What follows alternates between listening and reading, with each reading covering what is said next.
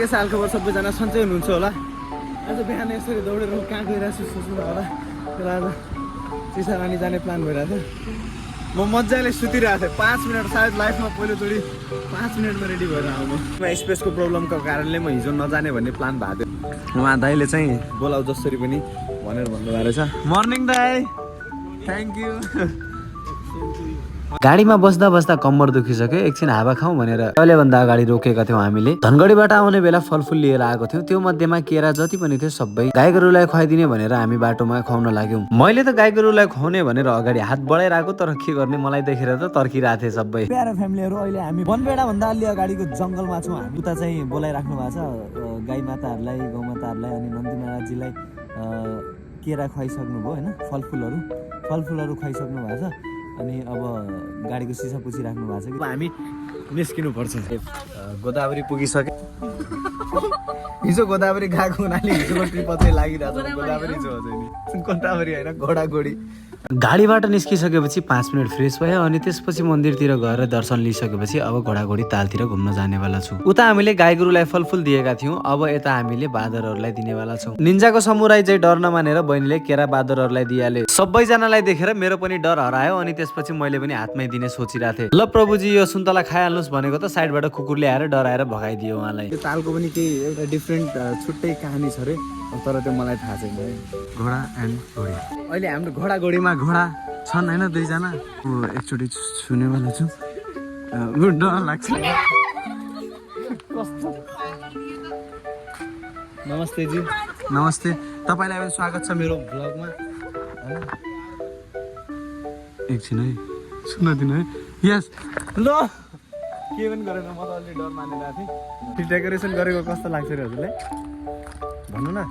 यो डेकोरेसन एकदम लाग्छ, होइन? यो 3 घन्टाको लामो सफरपछि अहिले हामी कर्णाली चिसा पानी पुगिसक्यौँ। ज्याकेट चाहिँ उतै छ, जाडो भइरहेछ यार अहिले। जाडो भइरहेछ एकदम, धेरै जाडो छ। यताको पुलमा जाने यस्तो डेन्जर हावा लाग्छ होइन, पुरै उडाइदिन्छ जस्तो गर्छ कि। हामी जाँदैछौँ कर्णाली पुलतिर। पुलमा यति भिड छ होइन, हेर के एक्सपिरियन्स हुन्छ दाइ, ठिक छ, मस्त एक्सपिरियन्स हुन्छ।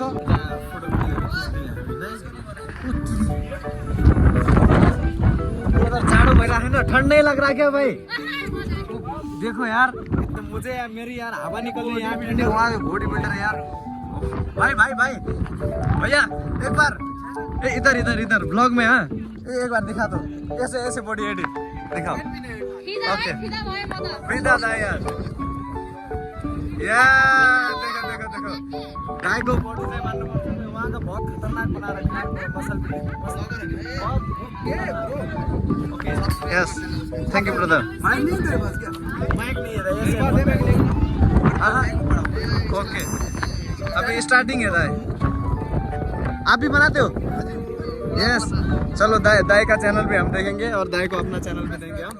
चलो यता हिँड्ने कोसिस गरिरहेको छु होइन, तर हावाले मलाई फेरि फालिसक्यो। यता भिडहरू बेहुरी होइन दिदी, बेर मतलब त्यही हो।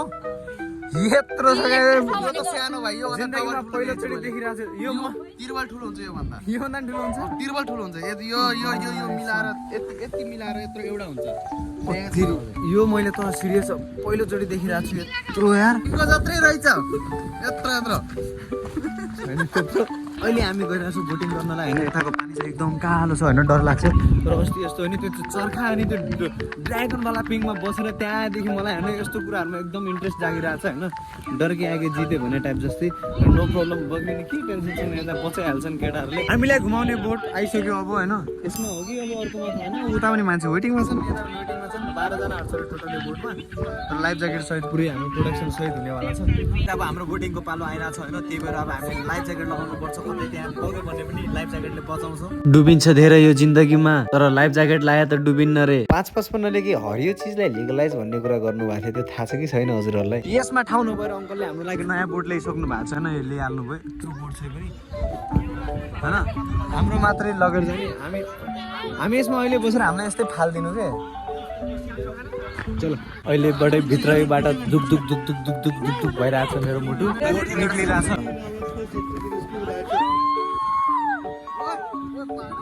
कैसा लग रहा है भैया? बढ़िया लग रहा है ना? भयङ्कर चिसो पानी छ यार। के आनन्दले पानीमै दिनभरि यसरी फ्लोटिङ गर्दै मजाले बस्न पाए चाहिँ कस्तो रमाइलो हुन्छ होला। कम त आनन्द आइरहेको छ यसरी सुत्नलाई मलाई। अङ्कल यता डल्फिन पनि छ होइन यो नदीमा?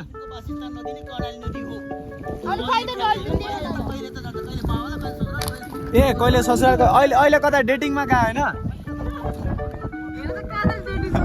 अहिले डल्फिन डेटिङमा गएको छ गाइस। त्यही भएर अहिले मैले हेर्न पाएको छैन होइन। ऊ डेटिङबाट फर्किने बित्तिकै फेरि उसलाई भेट्ने छु अर्को टाइम आएर नेक्स्ट टाइम। हजुर उताबाट घुमाएर ल्याउनु न उताबाट अलि हजुर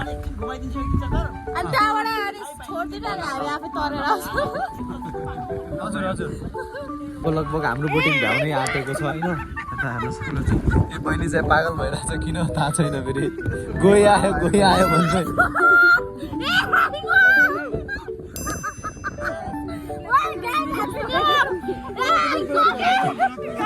पुग्यो हामी हाम्रो स्टेसनमा बोटिङ गरेर भ्याइसक्यौँ अहिले हामी होइन। रमाइलो भयो तर यस्तो खासै डर लागेन। त्यो चर्खा जति अनि त्यो ड्र्यागन पिङको जतिको डर चाहिँ लागेन है। कस्तो भयो त रमाइलो भयो कि नै? ठिकै भयो। एउटालाई सम्हाल्दा के रमाइलो लाग्यो। के गर्नु एकजनाले हाम्रो यार मुड खराब गरिदियो नत्र रमाइलो त हुने थियो होइन।